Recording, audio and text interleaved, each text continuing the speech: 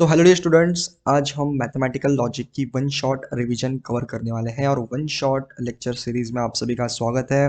और आज हम मैथमेटिकल लॉजिक यानी मैथमेटिक्स का एक चैप्टर हम करने वाले हैं। इसमें हम पीवाईक्यूज भी सॉल्व करेंगे। जैसे हमारा स्ट्रक्चर कैसा होने वाला है, हमारा स्ट्रक्चर कुछ ऐसा होने वाला है। सबसे पहले हम थ्योरी कवर करेंगे और फिर उसके बाद पीवाईक्यूज करने वाले हैं। 20 to 15 हम पीवाईक्यूज करने वाले हैं मैथमेटिकल लॉजिक के। सो MSTCD 2022-2023 एज वेल एज 2024 इस सीरीज को देख सकते हैं और बिना किसी देरी के हम शुरुआत करते हैं। और अगर आपको MSTCD के लिए hand written notes, mock test, short notes अगर आपको एक्सेस करना है तो वो हमारे टेलीग्राम ग्रुप पर अवेलेबल है। So link is in the description my dear students, आप एक्सेस कर सकते हैं। सो बिना किसी देरी के शुरू करते हैं हमारे आज के सेशन को। तो सबसे पहले अगर हम बात करें स्टेटमेंट्स की, तो मैथमेटिकल लॉजिक में स्टेटमेंट्स एक बहुत इंपॉर्टेंट पार्ट है। सो स्टेटमेंट्स, कितने प्रकार के आपके स्टेटमेंट्स होते हैं, कितने टाइप्स के आपके स्टेटमेंट्स होते हैं, आज हम बात करेंगे। तो सबसे पहला आपका होता है डिक्लेरेटिव स्टेटमेंट्स। ओके। और बाद में आपके आते हैं जैसे डिक्लेरेटिव मतलब असर्टिव स्टेटमेंट्स। सीधे सादे स्टेटमेंट्स को हम डिक्लेरेटिव स्टेटमेंट बोलते हैं।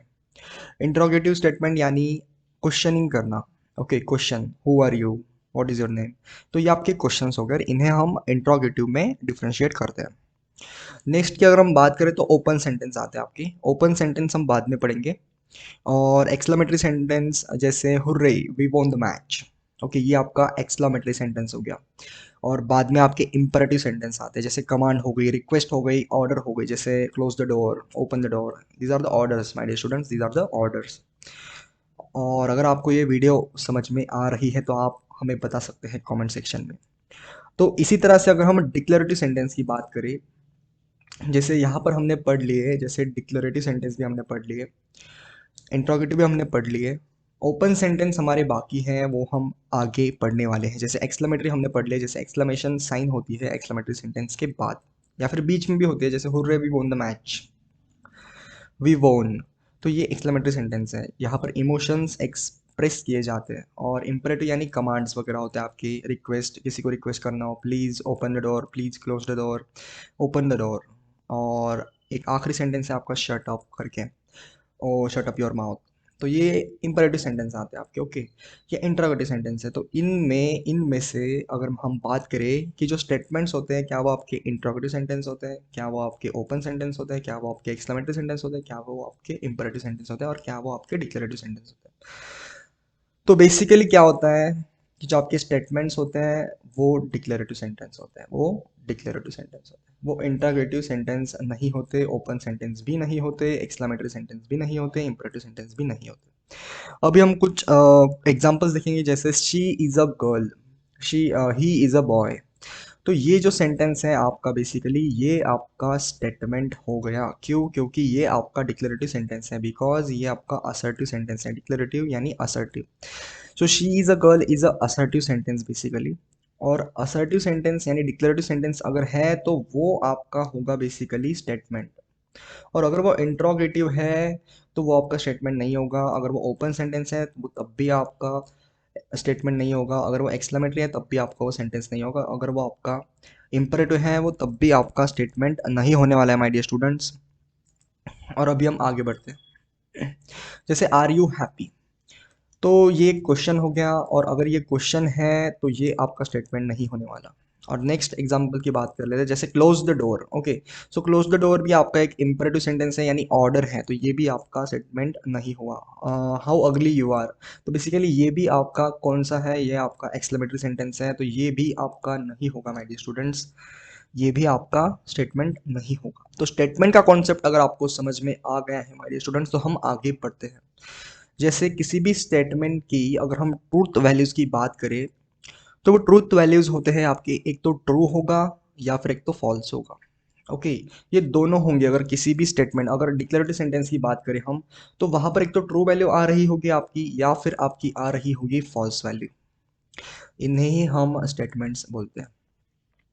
सो अभी हम आगे बढ़ेंगे और ओपन सेंटेंस की बात कर लेते हैं। ओपन सेंटेंस यानी, ओके, सो ओपन सेंटेंस यानी x + 3 = 10 है। ओके, यहाँ पर x plus 3 is equal to 10 है। तो बेसिकली क्या हमें गिवन है कि आपका जो x है वो 7 है, तभी वो 10 हो सकता है। तो basically x is equal to 7 हमें गिवन नहीं है, तो इसके कारण ये आपका ओपन सेंटेंस में आता है। ओके, इसके कारण क्या होता है कि आपको x की वैल्यू गिवन ही नहीं है, मतलब यहाँ पर हम एक तो इसे ट्रू नहीं बोल सकते और एक तो हम इसे फॉल्स भी नहीं बोल सकते। ओके, ये ट्रू भी नहीं है, ये फॉल्स भी नहीं है, तो इसके कारण ये आपका ओपन सेंटेंस हो गया है माय डियर स्टूडेंट्स, ये आपका ओपन सेंटेंस हो गया है। और अभी अगर हम बात करें जैसे नेक्स्ट आपका सेंटेंस है जैसे ही इज क्लेवर, तो ही यहाँ पर डिफाइन नहीं है। ओके, तो ही किसके रिस्पेक्ट में आप बोल रहे हैं कि ही इज क्लेवर, तो ये भी आपका ओपन सेंटेंस में आता है। और थर्ड अगर हम बात करें थर्ड सेंटेंस की, तो वो है it is a green colour, it is green in colour. तो ये किसके रिस्पेक्ट में हम बोल रहे हैं, तो ये हमें पता नहीं है। क्या हम ये भी बोल सकते हैं कि it is a green in colour, हम रेड फ्लावर को बोल सकते हैं कि it is green in colour, तो लेकिन हमें तो पता है कि ये रेड फ्लावर है, तो हम इसे ग्रीन क्यों बोले। तो यहाँ पर ये ट्रू भी डिफाइन नहीं है, ये फॉल्स भी डिफाइन नहीं है, तो इसको हम बोलते हैं open open sentence, open sentence. Okay, तो इसी के साथ हम क्या कर सकते हैं, आगे बढ़ते हैं और देखते हैं कि आगे हमारे पास क्या है। तो आगे हमारे पास स्टेटमेंट्स ही है और स्टेटमेंट्स में हमारे लॉजिकल कनेक्टिव्स है। तो जैसे हमने इंग्लिश ग्रामर में पढ़ा था, जो कि हमारे कंजंक्शन होते हैं, वो दो स्टेटमेंट को यानी दो सेंटेंस को जोड़ने के लिए हम यूज करते हैं, जैसे एंड हो गया और हो गया। तो इसी तरह से हमारे मैथमेटिकल लॉजिक में लॉजिकल कनेक्टिव्स है माय डियर स्टूडेंट्स। क्या है हमारे मैथमेटिकल लॉजिक में, हमारे मैथमेटिकल लॉजिक में लॉजिकल कनेक्टिव्स है my dear students, logical connectives है। तो ये है आपके लॉजिकल कनेक्टिव्स, हम धीरे धीरे हम पढ़ रहे होंगे कि आपके लॉजिकल कनेक्टिव्स कौन से हैं। तो बात कर लेते हैं, सबसे पहले आपका एंड है जिसे हम डिनोट करते हैं इस सिंबल से, और फिर है आपका और फिर है आपका इफ देन, और फिर है आपका इफ एंड ओनली इफ, और है आपका नॉट। जैसे यहाँ पर हम और को ऐसे डिनोट करते हैं, और इफ एंड देन को हम एरो से डिनोट करते हैं, और इसे हम डबल एरो से डिनोट करते हैं, basically if and only if को। सो लॉजिकल कनेक्टिव्स होते हैं आपके मैथमेटिकल रीजनिंग में, और आपकी इंग्लिश और ग्रामर में हम इसे क्या बोलते हैं माय डियर स्टूडेंट्स, हम इसे बोलते हैं कंजंक्शन। सो कंपाउंड स्टेटमेंट की बात कर लेते हैं। जैसे कंपाउंड स्टेटमेंट में आपकी स्टेटमेंट्स होते हैं जैसे Reena is cool and she is clever. तो रीना इज कूल एक स्टेटमेंट है आपका, मान लेते हैं हम ये पी है। ओके, रीना इज कूल हम इसे पी मान लेते हैं, और शी इज क्लेवर को हम क्यू मान लेते हैं बेसिकली, और ये आपका एंड है। एंड यानी कंजंक्शन, दो स्टेटमेंट को जोड़ने वाला, हम इसे बोलते हैं लॉजिकल कनेक्टिव्स। कनेक्टिव्स हम इसे बोलते हैं बेसिकली। तो इससे अगर हमें डिनोट करना है, जैसे पी एंड क्यू हमें डिनोट करना है, तो वो हम डिनोट करेंगे ऐसे। जैसे एंड अगर हमने यूज़ किया, तो यहाँ पर ये सिंबल आपको यूज़ करना है, बेसिकली एंड की जगह आपको ये सिंबल यूज़ करना है पी एंड क्यू। और अगर स्टेटमेंट है आपका रीना इज कूल और शी इज क्लेवर, अगर हमने और यूज़ किया है तो आपको यूज़ करना होगा ये वाला सिंबल, और ऐसे हम इसे डिनोट करने वाले हैं माय डियर स्टूडेंट्स, ऐसे हम इसे डिनोट करने वाले हैं। सो रीना इज कूल तो आपको समझ में आ गया। एंड अगर एंड हमने करेक्टली यूज़ किया तो हम इस सिंबल को यूज़ करेंगे, अगर हमने और यूज़ किया तो हम इस सिंबल को यूज़ करेंगे माय डियर स्टूडेंट्स। सो बढ़ते हैं हम आगे। तो अगर आपको ये समझ में आ गए हैं कि जो आपके लॉजिकल कनेक्टिव्स होते हैं वो होते हैं and, or, if, then, and, if and only if, and आपका नॉट होता है। ओके, तो अगर आपको ये सेशन समझ में आ रहा है तो आप हमें बता सकते हैं कमेंट सेक्शन में, और इसी के साथ हम आगे बढ़ते हैं। सो नॉट, एक नॉट को हम ऐसे डिनोट करते हैं, नॉट नॉट यानी इसे हम निगेशन भी बोलते हैं, और इसे हम इम्प्लिसिट और इसे हम डबल इम्प्लिसिट बोलते हैं। तो हम आगे पढ़ने वाले हैं माय डियर स्टूडेंट्स, आगे पढ़ने वाले हैं। तो क्या कर लेते हैं, हम एक बार हम इसे रफ कर लेते हैं और फिर हम आगे बढ़ते हैं। तो आगे हम ट्रूथ टेबल्स की बात करेंगे। ओके, सो ट्रूथ टेबल से पहले अगर हम बात करेंगे, जैसे इफ़ द प्रेशर इंक्रीजेज, जैसे आपका बॉयल्स लॉ है आपके गैसियस स्टेट में, जैसे P V is equals to constant होता है आपका। Okay, P V is equals to constant, यानी P is inversely proportional to क्या होता है आपका, P is inversely proportional to V होता है। ओके। तो इस केस में क्या होगा, अगर प्रेशर बढ़ेगा तो वॉल्यूम डिक्रीज करेगा बेसिकली। ओके, तो अगर प्रेशर इंक्रीज कर रहा है तो देन आपका जो वॉल्यूम है वो डिक्रीज करेगा। अगर if the pressure increases then the volume decreases. तो यहाँ पर हमने देन यूज किया, तो इसे हम डिनोट कैसे करेंगे माय डियर स्टूडेंट्स? तो इसे हम डिनोट करेंगे कुछ ऐसे, P then Q. Okay, P then Q. तो ऐसे आपके कंपाउंड स्टेटमेंट्स हैं, और दोनों स्टेटमेंट्स को जो जोड़ने वाले होते हैं उन्हें हम लॉजिकल कनेक्टिव्स कहते हैं मैथमेटिकल लॉजिक में, मैथमेटिक्स की भाषा में। सो बढ़ते हैं हम आगे माय डियर स्टूडेंट्स, और लॉजिकल कनेक्टिव्स की बात करें तो सबसे पहले हम इस एंड को हम क्या बोलते हैं? इस एंड को हम बोलते हैं कंजंक्शन। और बात करेंगे और को हम क्या बोलते हैं? और को हम बोलते हैं डिसजंक्शन। और नेक्स्ट है आपका इस इफ देन को हम बोलते हैं कंडीशनल स्टेटमेंट। एंड इस इफ एंड ओनली इफ को हम बोलते हैं bye conditional statement. And the last one which is not, इसे हम बोलते हैं निगेशन। ओके, सो निगेशन हम बोलते हैं इसे माय डियर स्टूडेंट्स, निगेशन यानी नॉट। सो आगे बढ़ते हैं, अगर आपको ये सब कुछ समझ में आ गया है फिर से एक बार रिवाइज कर लेते हैं। जैसे एंड को हम बोलते हैं कंजंक्शन, और को हम बोलते हैं डिसजंक्शन, इफ देन को हम बोलते हैं condition conditional statement, and if and only if को हम बोलते हैं bye conditional statement, and not को हम बोलते हैं निगेशन। सो अगर हम ट्रूथ टेबल की बात करें तो सबसे पहले आपका ट्रूथ टेबल आता है निगेशन का। ओके, निगेशन का आपका ट्रूथ टेबल आने वाला है। सो निगेशन में क्या होता है, दो एक ही इनपुट होता है इसमें और एक आउटपुट होता है, तो इसे हम इनपुट बोल देते हैं माय डियर स्टूडेंट्स। ओके, और यहाँ पर जो है आपका निगेशन भी, ये आपका आउटपुट है। ओके, तो एक बार हम इसे अच्छे से लिख देते हैं जिससे कि आपको टेंशन नहीं होनी चाहिए। नोट्स में जो आपके नोट्स है वो टेलीग्राम ग्रुप पर अपलोड कर दिए जाएंगे माय डियर स्टूडेंट्स, अपलोड कर दिए जाएंगे। तो शुरुआत करते हैं, और अभी हम क्या करेंगे माय डियर स्टूडेंट्स, जो आपका निगेशन है इस निगेशन को हम अच्छे से समझेंगे। जैसे निगेशन यहाँ पर है बेसिकली, जैसे निगेशन है यहाँ पर आउटपुट, और निगेशन जो है अगर हम बात करें, निगेशन में जो आपका इनपुट होता है वो अगर आपका ट्रू है तो फॉल्स होगा। निगेशन क्या करेगा बेसिकली, अगर ट्रू है तो फॉल्स करेगा, अगर फॉल्स है तो ट्रू करेगा। ओके, अगर ट्रू है तो ये फॉल्स करने वाला है, और फॉल्स है तो ये आपका ट्रू करने वाला है बेसिकली। मतलब ये अगर इनपुट अगर वन है तो ज़ीरो कर देगा। ओके, वन है तो ज़ीरो कर देगा, और अगर ज़ीरो है तो वन कर देगा बेसिकली। तो ऐसे होता है निगेशन का काम। यानी यानी ट्रू है तो फॉल्स कर देगा, फॉल्स है तो ट्रू कर देगा बेसिकली। ये इजी है, निगेशन को आप समझ सकते हैं। और निगेशन के कुछ स्टेटमेंट्स हम देख लेते हैं, जैसे she Sakshi is a girl. Okay, so Sakshi is a girl को हम एज अ ट्रू भी बोल सकते हैं और एज अ फॉल्स भी हम इसे बोल सकते हैं, कुछ ऐसे। अगर साक्षी इज़ अ गर्ल ये पॉजिटिव है, तो अगर हम इसे लिखना चाहते हैं निगेशन में, सो साक्षी इज़ नॉट अ गर्ल, तो ऐसे हम इसे लिख सकते हैं। सो आगे बढ़ते हैं, और आगे बढ़ने से पहले हम पढ़ने वाले हैं कंजंक्शन।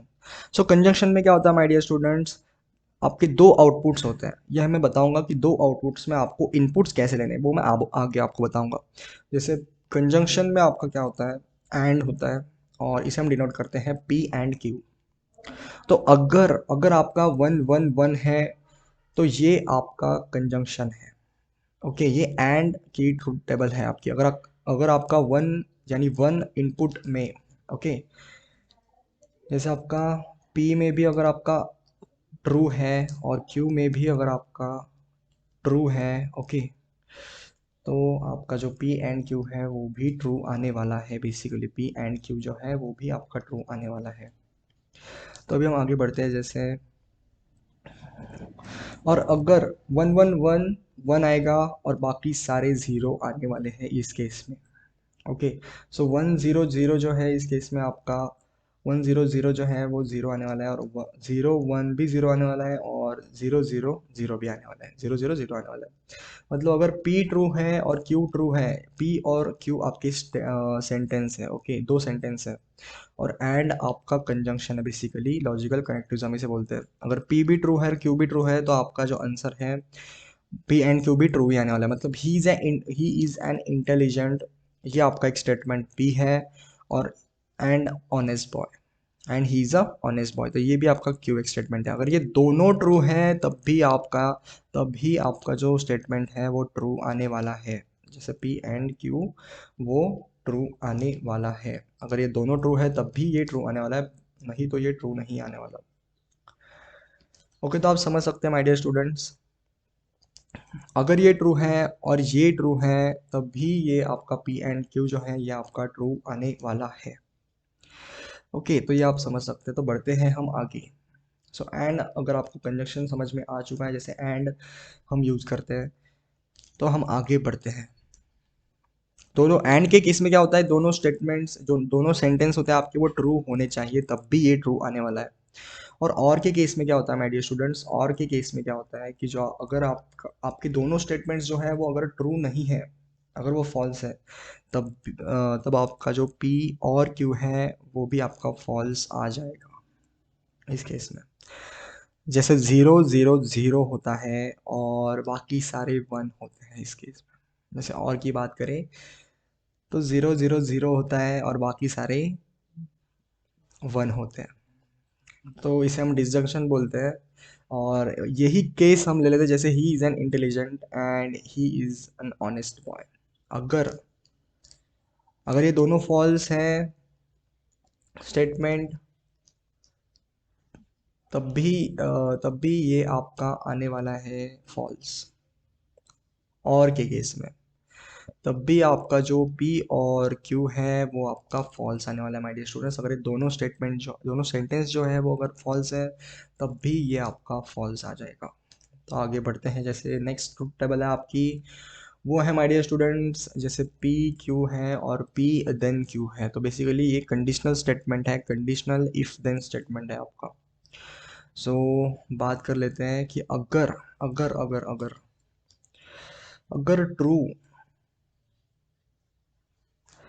और फॉल्स, ओके, ट्रू और फॉल्स होगा इनपुट में, तभी आपको आउटपुट में फॉल्स देने वाला है। जैसे यहाँ पर अगर हम बात करें, अगर अगर अगर आपके इनपुट में ट्रू होगा और इनपुट में जैसे पी और क्यू की जो वैल्यूज है अगर वो टी और एफ होगी तब भी आपका फॉल्स आएगा, नहीं तो ये फॉल्स, नहीं तो ये ट्रू ही देने वाला है बेसिकली। तो एक स्टेटमेंट के सहारे हम इसे समझते हैं और आपको सिर्फ याद करना है कि अगर ट्रू ट्रू और फॉल्स आपका फॉल्स देगा, ट्रू फॉल्स फॉल्स देने वाला है इफ देन स्टेटमेंट में। ओके, इफ देन स्टेटमेंट में पी और क्यू आपके इनपुट्स हैं और पी देन क्यू आपका एक कनेक्टिव्स है और ये आपका फॉल्स देने वाला है अगर आपका टी और एफ होगा तब भी आपका ये फॉल्स होगा। बाकी केस में यार 1 होने वाला है, जैसे 1 1 1 होगा, 0 1 भी 0 होगा और 0 0 1 होगा। तो बेसिकली बात कर लेते हैं एक स्टेटमेंट की, जो कि यहाँ पर एक सेंटेंस है। और इस सेंटेंस की अगर हम बात करें my dear students, so he if he is an intelligent then he is an honest boy, he is an honest boy. तो अगर आपका P ट्रू होगा और जो Q है आपका अगर वो फॉल्स होगा, तब P देन Q आपका फॉल्स आने वाला है माय डियर स्टूडेंट्स, ये फॉल्स आने वाला है। तो कंडीशनल इफ देन भी अगर आपको समझ में आ गया है तो हम आगे बढ़ते हैं। तो इस केस में क्या होता है कि आपका जो 1 0 0 मिलने वाला है इस केस में। ओके, 1 0 आपका 0 मिलने वाला है इस केस में। सो हम आगे बढ़ते हैं।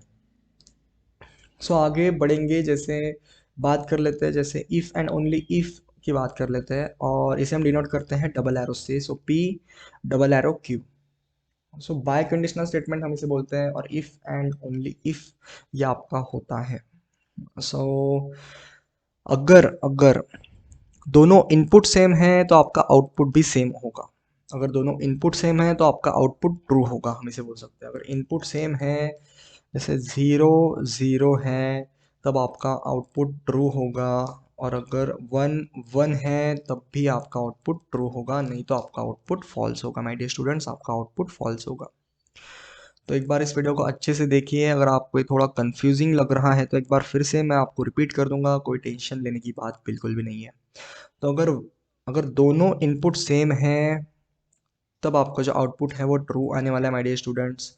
अगर 0 0 है तो आपका ट्रू आने वाला है और अगर 1 1 है तो भी आपका ट्रू आने वाला है बेसिकली। तो इफ देन में जैसे इफ एंड ओनली इफ में 0 0 है तो 1 आएगा, और 0 जैसे 1 1 है तो भी 1 आएगा, और बाकी केस में आपका फॉल्स आने वाला है, जैसे 0 आने वाला है। ओके, सो आगे बढ़ते हैं। जैसे इफ ये भी आपका एक स्टेटमेंट है यहाँ पर, जैसे सेंटेंस है।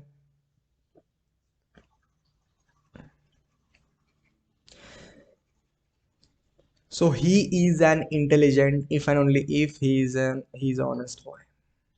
ओके, अगर दोनों ट्रू है तो ट्रू होगा, दोनों फॉल्स है तब भी ट्रू होगा। तो ऐसा आपका if and only if statement होता है। इफ एंड ओनली इफ यानी इफ एंड ओनली इफ का ट्रूथ टेबल आपका ऐसा होता है माय डियर स्टूडेंट्स। सो आगे बढ़ते हैं। जैसे बात करेंगे, अगर मान लो जैसे यहाँ पर जो थे, यहाँ पर इस केस में क्या था बेसिकली, यहाँ पर हमारे पास P एंड Q ही थे इनपुट में। ओके, तो मान लो यार कहीं किसी केस में आपको 3 इनपुट्स दे दिए जाए।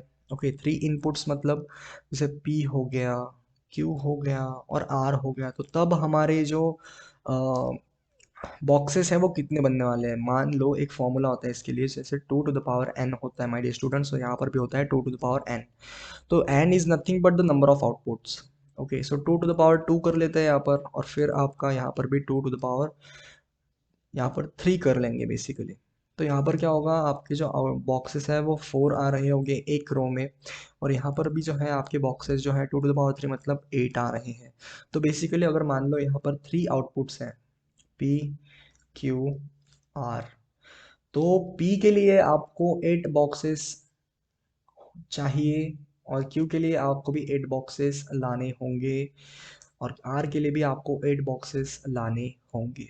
जैसे अगर 2 आउटपुट्स हैं तो आपको 4 बॉक्सेस में ही आपका काम हो जाएगा, और 8 अगर P Q R है, जैसे 3 इनपुट्स है, तो आपको 8 बॉक्सेस लाने होंगे। तो यहाँ पर जो है मैं आपको एक सेंस बता देता हूँ कि कैसे हम इन्हें कैलकुलेट करते हैं।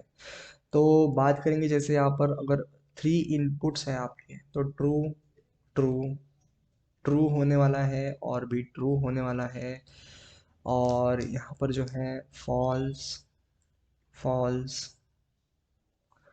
फॉल्स होने वाला है, और यहाँ पर भी एक बॉक्स होना चाहिए था जो कि यहाँ पर एक फॉल्स होने वाला है। जैसे 4 बॉक्सेस आपके लिए चाहिए थे इस केस में। और अगर हम बात करें यहाँ पर, तो यहाँ पर क्या होने वाला है इस केस में, तो यहाँ पर हम ऐसे लिख सकते हैं। अगर ट्रू ट्रू ट्रू है, अगर मान लो यहाँ पर ये 8 थे, इसको हमने 4 में डिवाइड किया बेसिकली। ओके, तो ये 8 बॉक्सेस थे, जैसे ट्रू ट्रू ट्रू हम लिख दिया 4 में, और 4 बॉक्सेस में हमने लिख दिया बेसिकली फॉल्स। तो जो नेक्स्ट है आपका क्यू में क्या आने वाला है। जैसे अगर हम एक रफ फिगर ले लें, जिसे आपको ये समझना होगा माय डियर स्टूडेंट्स, ये आपको समझना होगा। जैसे फोर्थ केस में हम क्या किए थे, हम फोर्थ केस में किए थे, मतलब जब 4 बॉक्सेस थे आपके पास, तब हमने क्या किया था बेसिकली, जो आपका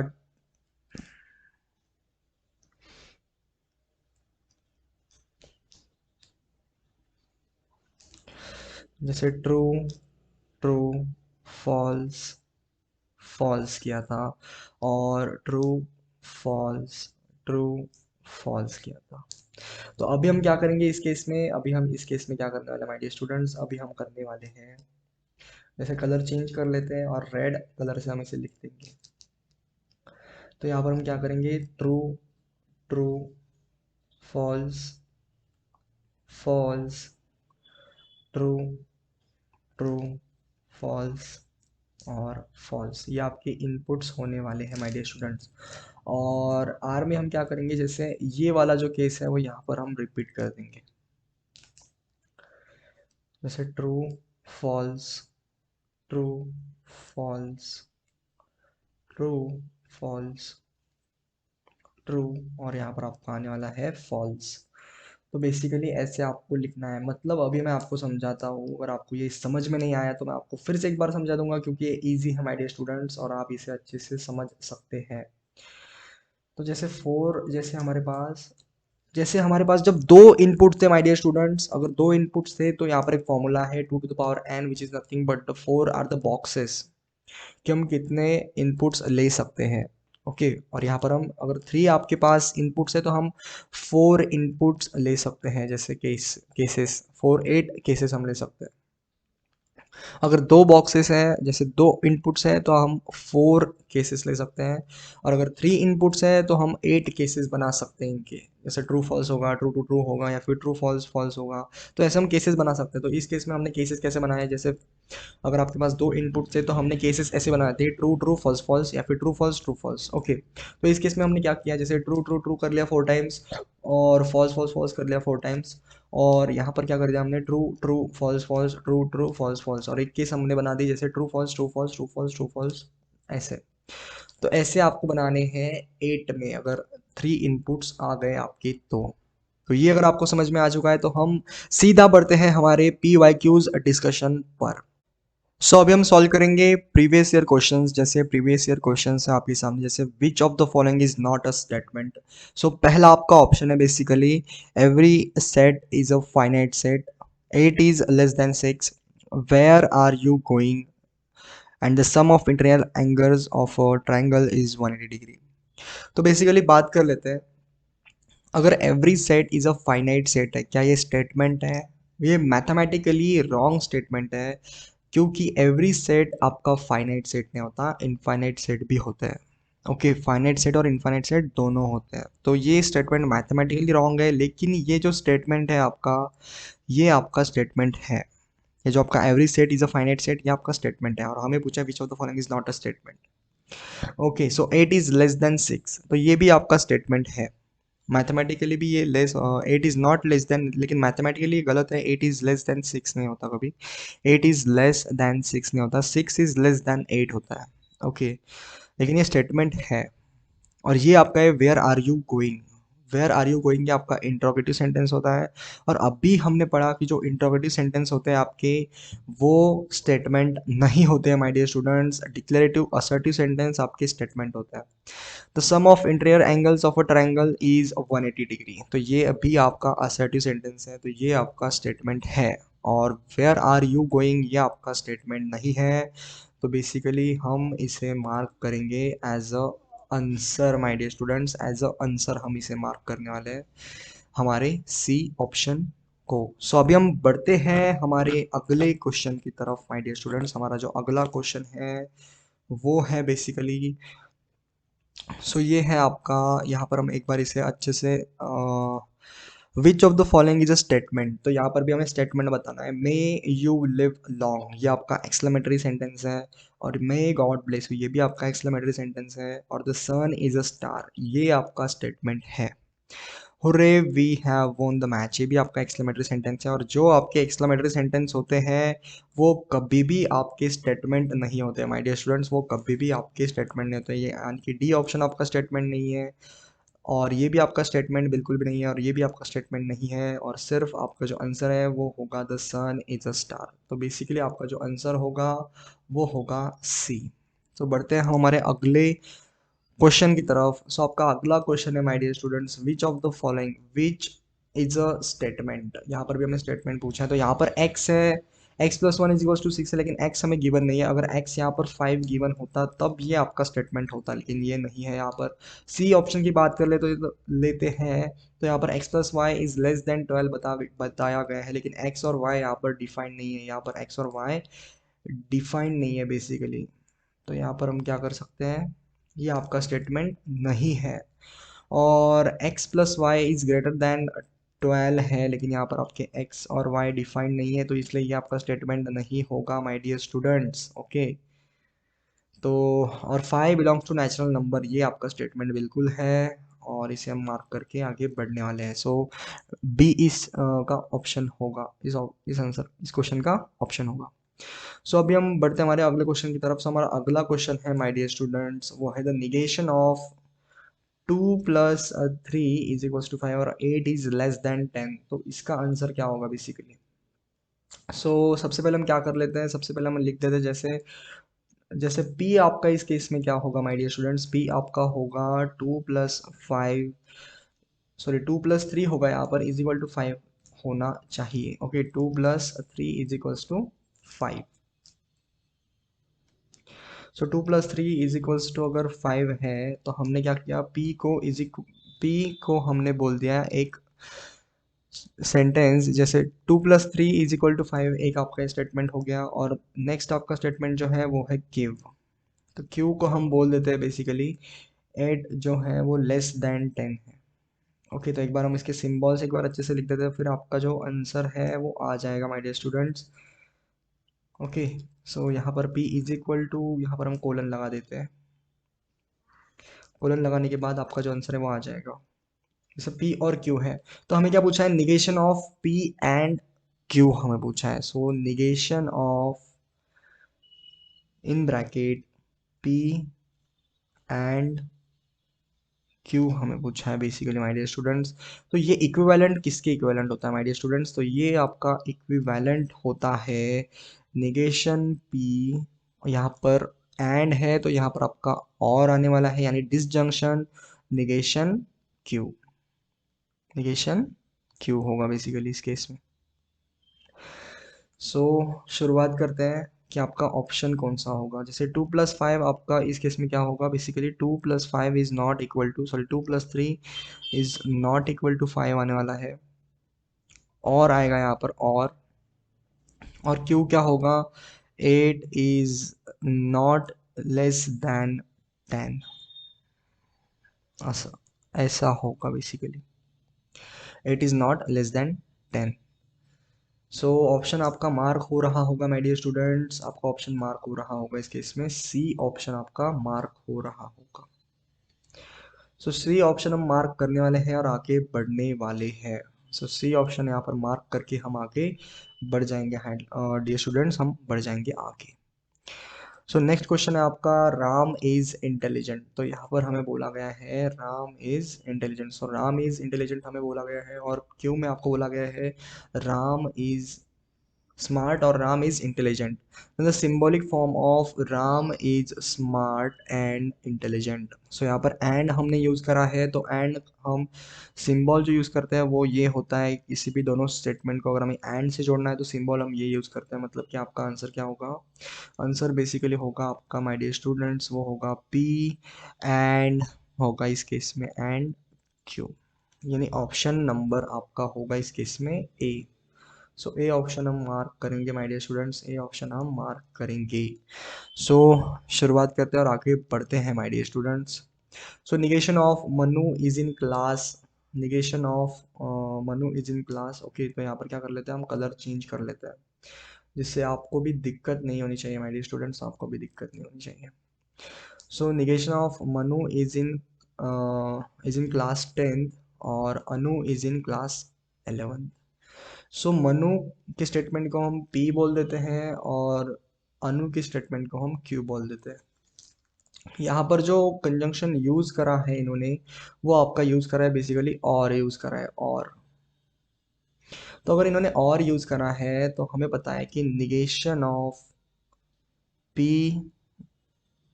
और Q आपका क्या होता है, बेसिकली P और Q आपका होता है माय डियर स्टूडेंट्स, वो इक्विवेलेंट होता है negation P and negation Q. Okay, negation Q के बराबर होता है बेसिकली। तो यहाँ पर हमारा ऑप्शन जो है वो कौन सा आ रहा होगा इस केस में, जो आपका ऑप्शन है माय डियर स्टूडेंट्स वो आ रहा होगा Manu is in not in class 10 and Anu is not in class 11। मतलब ऑप्शन नंबर सी मार्क करेंगे हम इस केस में बेसिकली। आप इसे पढ़ सकते हैं, सी क्वेश्चन सी आंसर आपका मार्क हो रहा होगा। तो ऐसे सिंपल सिंपल क्वेश्चंस आपको सॉल्व करने हैं माय डियर स्टूडेंट्स आपके MST CT एग्जाम में। और बढ़ते हैं हम आगे, जैसे ट्रूथ वैल्यू ऑफ स्टेटमेंट। जैसे truth value of statement if P then Q is false when. तो इफ P देन Q मतलब मीनिंग क्या होगा, जैसे P हम यहाँ पर ले लेते हैं और Q हम यहाँ पर ले लेते हैं। तो इफ P देन Q ये फॉल्स कब होगा, हमें इनपुट्स पूछे है बेसिकली। सो यहाँ पर P देन होगा Q। तो यहाँ पर हम इनके इनपुट्स लेते हैं, जैसे 1 0 या फिर ट्रू फॉल्स ले लेते हैं basically. So true true false, यहाँ पर भी आपका फॉल्स होगा। और यहाँ पर हम इसे एक बार रफ कर लेते हैं, जिससे कि आपको कोई तकलीफ नहीं होनी चाहिए, आपके नोट्स अच्छे से बन जाने चाहिए, जो कि हमारे टेलीग्राम ग्रुप पर अवेलेबल होने वाले हैं कुछ ही देर में। सो यहाँ पर क्योंकि इनपुट्स हम लेंगे जैसे ट्रू फॉल्स, यहाँ पर भी हम ट्रू फॉल्स ही लेंगे माय डियर स्टूडेंट्स। और तो आप सभी को पता है इफ के देन के केस में क्या होता है, ट्रू फॉल्स फॉल्स होता है, बाकी सारे ट्रू होते हैं, बाकी सारे ट्रू होते हैं, बाकी सारे ट्रू होते हैं। तो हम फोकस करने वाले हैं इस केस पर कि आपका if P then sorry if P then Q जो है आपका फॉल्स कब होगा, तो वो पी जब ट्रू होगा माय डियर स्टूडेंट्स, और आपका जो क्यू फॉल्स होगा तब आपका इफ पी देन क्यू आपका फॉल्स हो जाएगा माय डियर स्टूडेंट्स। यानी ट्रू और एफ आपको ढूंढना है, ट्रू और एफ, ट्रू और एफ, यानी कि option number B, P is true Q is false, तो तब आपका आंसर आ जाएगा बेसिकली। तो आगे बढ़ते हैं। जैसे अगर हम बात करेंगे if P then if P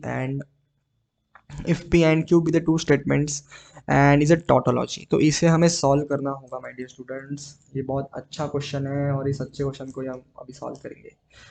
तो क्या कर लेते हैं, अच्छे से हम इसे सॉल्व करेंगे अभी और आगे बढ़ जाएंगे। जैसे जैसे हम टेबल बनाएंगे P Q negation P negation Q और निगेशन पी और क्यू की टेबल बना लेंगे, और निगेशन पी, ओके, और क्या बना लेंगे हम, निगेशन पी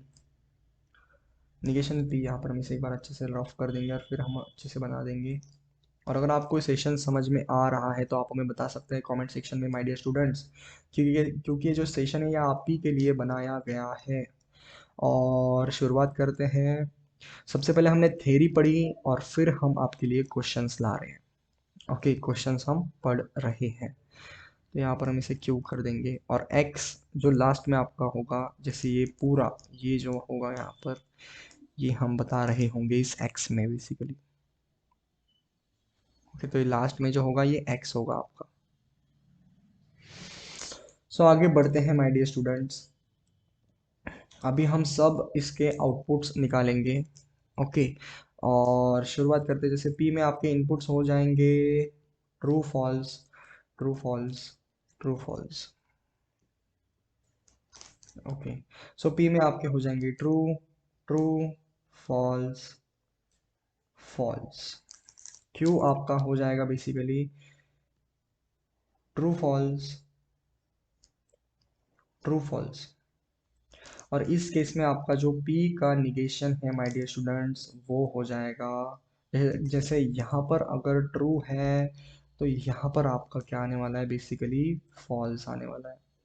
और यहाँ पर अगर ट्रू है तो यहाँ पर फॉल्स आ जाएगा, और यहाँ पर अगर फॉल्स है तो यहाँ पर ट्रू, यहाँ पर फॉल्स है तो यहाँ पर ट्रू। इसी तरह से Q का आपको निगेशन करना है, वो आपका आ रहा होगा माय डियर स्टूडेंट्स, वो आपका आ रहा होगा ट्रू का फॉल्स, फॉल्स का ट्रू, ट्रू का फॉल्स, ओके, और फॉल्स का ट्रू होगा बेसिकली। तो अभी हम क्या करेंगे, अभी हम निगेशन पी, यहाँ पर हम क्या निकालेंगे, निगेशन पी और क्यू निकालेंगे। सो निगेशन पी यहाँ पर ये है और क्यू यहाँ पर आपका ये है। तो और में क्या होता है, फॉल्स फॉल्स फॉल्स होता है। ओके, यानी फॉल्स फॉल्स फॉल्स कर देंगे और बाकी सारे ट्रू कर देंगे, मतलब फॉल्स फॉल्स फॉल्स होगा, बाकी सारे ट्रू। और अब हम क्या करेंगे, निगेशन वाला जो है यहाँ पर हमें एंड करना है, जो निगेशन पी है एंड निगेशन क्यू करेंगे।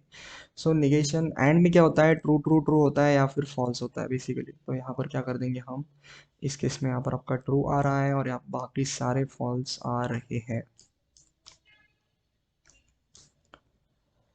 और नेक्स्ट में जो है अंतिम में आपको क्या करना है, इन दोनों का आपको क्या करना है, इन दोनों का आपको करना है एंड। तो एंड करेंगे तो ट्रू ट्रू ट्रू आएगा और बाकी सारे फॉल्स आएंगे। जैसे यहाँ पर ट्रू है तो यहाँ पर ये ट्रू ही आने वाला है और बाकी सारे फॉल्स कर देंगे। तो इसमें क्या हुआ कि ये जो आउटपुट था आपका एंड में, ये आपका नाइदर कॉन्ट्राडिक्शन आया और नॉर टोटोलॉजी आया। टोटोलॉजी का मीनिंग क्या होता है कि ट्रू, फॉल्स का मीनिंग क्या होता है, कॉन्ट्राडिक्शन।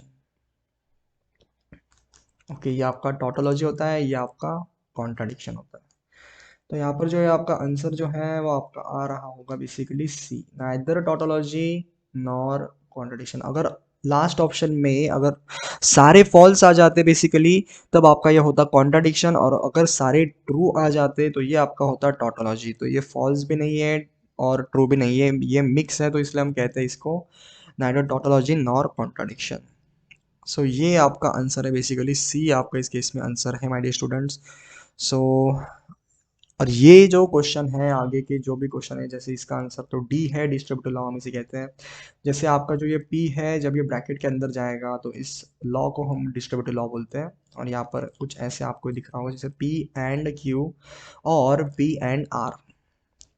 तो इसी तरह से मतलब मतलब ये मल्टीप्लिकेशन का ही लॉ है बेसिकली, डिस्ट्रीब्यूटिव लॉ में इसे बोलते हैं। और आगे बढ़ते हैं। सो ये वाला क्वेश्चन, ये बाकी के जो क्वेश्चंस हैं ये आपको होमवर्क में करने हैं, लिंक डिस्क्रिप्शन में है, पीडीएफ अवेलेबल हो जाएंगी थोड़े ही देर में। ओके, तो ये सारे क्वेश्चंस आपको होमवर्क के लिए करने हैं माय डियर स्टूडेंट्स, और इसी के साथ हम क्या कर सकते हैं, इस सेशन को समाप्त कर सकते हैं। और आई होप ये पूरी सीरीज आपको समझ में आ गई, जो भी हमने पढ़ाया अभी तक आपको मैथमेटिकल लॉजिक में, जो कि बहुत ईजी है मैथमेटिकल लॉजिक। और अगर आपको ये समझ में आ गया है तो बहुत बढ़िया बात होगी। और इसी के साथ हम क्या कर सकते हैं माय डियर स्टूडेंट्स, हम इस सेशन को समाप्त कर सकते हैं। ये सारे क्वेश्चंस आपको होमवर्क में करने हैं, आप इसका स्क्रीनशॉट भी ले सकते हैं। और इसी के साथ हम समाप्त करते हैं इस सेशन को, और तब तक के लिए आप भी आगे बढ़ते रहिए। All the very best my dear students, all the very best.